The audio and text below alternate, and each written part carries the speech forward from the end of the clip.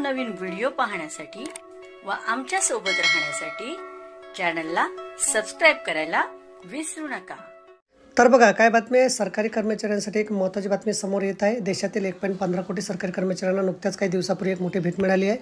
सरकारी कर्मचाऱ्यांसाठी 8व्या वेतन आयोगाच्या स्थापनेला मान्यता देण्यात आली आहे।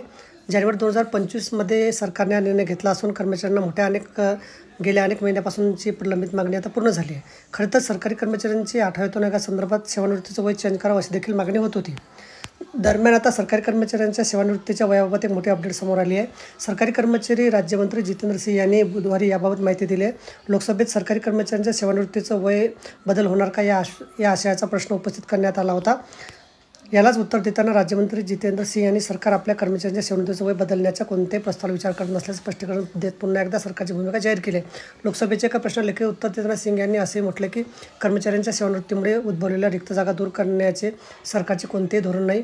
ते म्हणाले की सरकारकडे सरकारी कर्मचाऱ्यांच्या सेवानिवृत्तीचं वय बदलण्याचा कोणताही प्रस्ताव नाही। गेल्या अनेक दिवसापासून सरकारी कर्मचाऱ्यांच्या सेवानिवृत्तीचं वय चेंज होणार का याबाबतच्या नव्या चर्चा सुरू झाल्या होत्या। याला आता पूर्णविराम लागेल अशी आशा आहे। तर बघा अशा प्रकारे अत्यंत महत्त्वाची माहिती आपल्याला समजली असेल। व्हिडिओ सुद्धा आवडल्यास लाईक करा, शेअर करायला विसरू नका। धन्यवाद।